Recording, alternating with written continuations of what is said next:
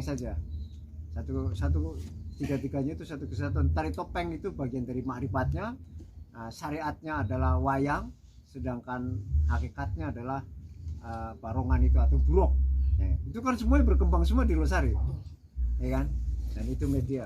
Yang saya yang belum saya pelajarin itu kenapa menggunakan budaya. Kalau pertanyaan itu harusnya kita tanya langsung ke Penebangan Losari.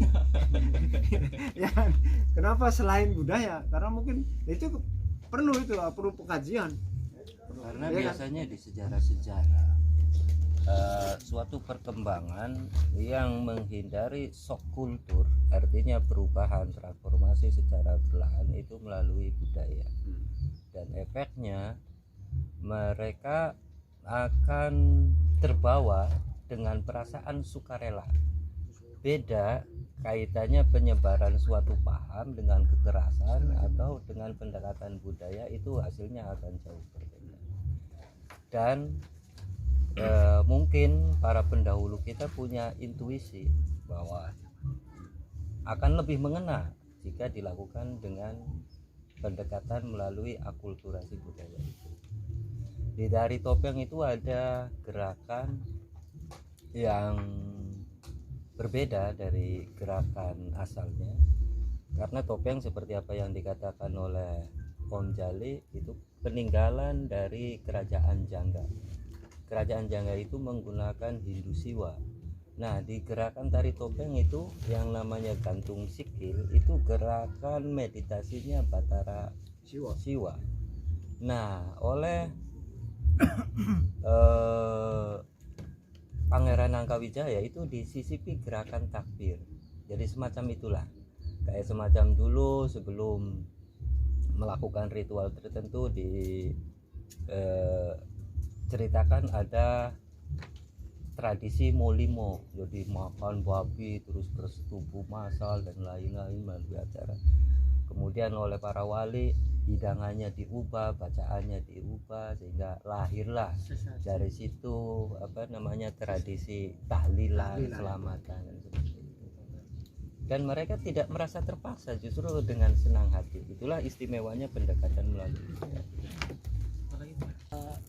Mau bertanya, Kang Ridwan, kalau ia memang Panembahan Losari itu memilih tari topeng sebagai media untuk penyebaran agama Islam, kita kan bisa menarik kesimpulan sebenarnya seperti apa dari orang Losari itu, dan nantinya ini intinya itu dari situ kan bukan hanya penampilan antara tari topeng terus wayang terus kuda lumping yang ditampilkan, tapi bagaimana kita berkaca kepada orang dulu, bersikap seperti orang dulu, baik itu pembangunannya, baik itu sikap tata keramanya itu seperti apa sebelum datangnya Panembahan Losari, orang Losari itu seperti apa, dan ketika datangnya Panembahan Losari apa ada efek dari datangnya Panembahan Losari. Kalau misalnya ada efek, ya saya sendiri itu sudah lari dari kaidah-kaidah budaya daerah lokal dahulu. Kalau itu sudah ada penelitian kan kita bisa berkaca dan berbelok lagi ke budaya lokal.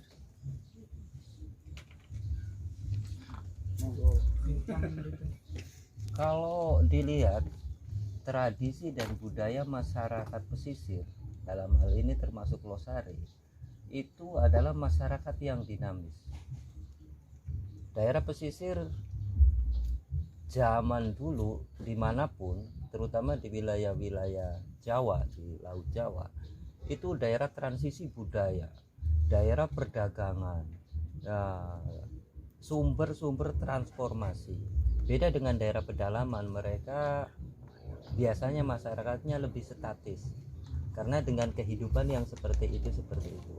Kalau daerah pesisir ada orang asing, ada transaksi, ada apa.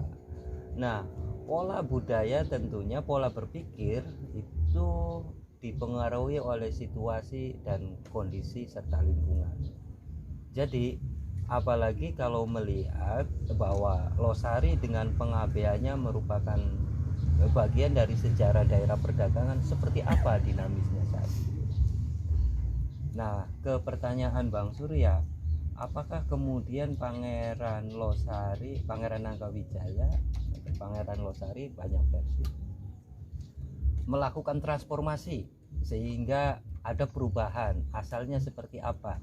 Asalnya masyarakat pantai ya masyarakat yang dinamis dengan berbagai macam kepercayaan, entah kepercayaan nenek moyangnya atau kepercayaan yang dari luar. Karena di Losari juga ada kelenteng zaman dulu, itu budaya dari daerah negara Cina dan lain-lain. Masyarakat lokalnya seperti apa? Ya mungkin tidak beda jauh dengan masyarakat pesisir pada umumnya. Ada dinamisme, animisme, mungkin juga sudah ada yang Islam. Seperti itu. Kemudian Pangeran Losari masuk di sini menyebarkan Islam sehingga timbullah generasi yang seperti sekarang ini dengan berbagai macam sikap, dengan berbagai macam perilaku. Itu bagian daripada sejarah. Nah, alangkah baiknya kemudian kita gali budaya itu dan kita berangkat dari itu menyadari bahwa di sini dulu merupakan sumber inspirasi. Kita cari inspirasi untuk menghidupkan semangat atau giroh atau untuk bersama-sama membangun Losari, sehingga Losari seperti sedia kala itu lebih maju dari daerah-daerah yang lain. Seperti itu. Tapi peninggalannya tidak bisa dipungkiri bahwa fondasi toleransi ya ada di Losari. Itu hal seperti itu yang harus tetap kita berikan. Saya ada tambahan juga Mas Surya, bahwa yang tadi ditanyakan Mas Surya seperti apa karakteristik dari masyarakat Losarinya itu kan. Tadi juga Pak Rito tadi saya ngomong bahwa dulu sebelum ada apapun di Losari sudah punya toleransi yang baik. Itu suatu karakteristik masyarakat Losari adalah berarti terbuka terhadap orang lainnya dari bangsa yang lain. Setelah kejadian-kejadian bagaimana orang-orang asing datang itu, ya kan? Karena di Losari sudah terbukti bagaimana budaya Hindu, bagaimana budaya yang Cina, Buddha, bagaimana tentang Islamnya, bagaimana tentang agama leluhurnya kata dari Galuh itu masih tetap berdiri, dibuktikan dengan yang sekarang ada makam-makam yang belum terbuka itu. Banyak peninggalan. Ya, jadi perubahan kejadian yang besar-besaran itu pada saat para wali-waliullah itu sudah ada kan karibannya, dan disitulah makanya bisa masuknya bangsa-bangsa asing mulai menjajah itu. Berarti pada tahun 1600 terakhiran 1600 kan, maka kejadian di Losari itu banyak kejadian. Bagaimana pembantaian kaum Cina-nya yang diawalin di Losarinya itu, yang sekarang makanya kelenteng yang dulunya berada di Pengapian pindah ke Losari Lor. Kelenteng di Losari Lor itu kan dibangun 1898, dan itu menjadi keyakinan saya waktu menggali tentang kelenteng kelenteng di Pengapian itu. Ada kata-kata dari beliau itu, sejarah akan kembali lagi, berulang 100 tahun lagi. Ternyata 98 terulang lagi itu.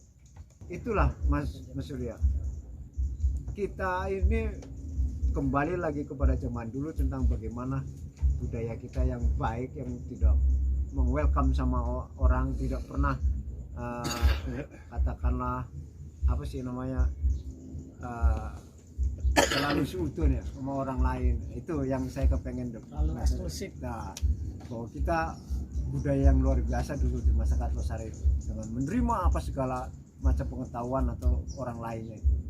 Dan di Losari juga ada semangat juang yang mestinya harus tetap kita pelihara, karena di sejarahnya yang membantu Untung Suropati ya salah satunya orang-orang yang ada di Losari. Entah kemudian tokoh yang membantu perjuangan Untung Suropati itu kemudian melahirkan siapa mungkin yang jadi korban Japo atau apa, kita tidak tahu. Agak ya, kenapa tidak dibuka dalam sejarah bagaimana Untung Suropati menghancurkan jalan di Sanggarung itu agar mencegah Belanda masuk ke Jawa Tengah, ya kan? Belanda kalah dalam peperangan. Bagaimana Mataram kalahnya di Losari, ya kan, dalam menyerang Cirebon, ya kan?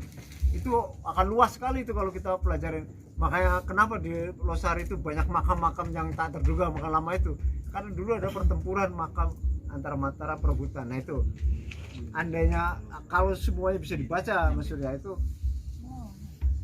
yang dulu saya seudon sama Sunan Gunung Jati akhirnya memahami bahwa inilah yang disebut kekuatan supranaturalnya, dia akan bisa 100 tahun yang akan datang itu keluarga-keluarga itu akan ya bagaimana Sunan Gunung Jati menggunakan politik perkawinan sama yang di Demak, bagaimana Sunan Gunung Jati memberikan kekuatan sama Banten, dan bagaimana Sunan Gunung Jati menempatkan Cirebon menjadi wilayah yang bukan untuk kekerasan itu katakanlah untuk kekuatannya, tapi bagaimana Cirebon menjadi wilayah untuk pendidikan agama Islam. Makanya dia harus memilih orang-orang yang bisa katakanlah negosiator ulung, karena apa? Bapaknya dia kan negosiator ulung, bagaimana dia menyelesaikan masalah Demak, kasusnya Arya Penangsang, ya kan? Itu jadi mari kita buka bareng-bareng, belajar, kasih informasi tambahan ke saya itu.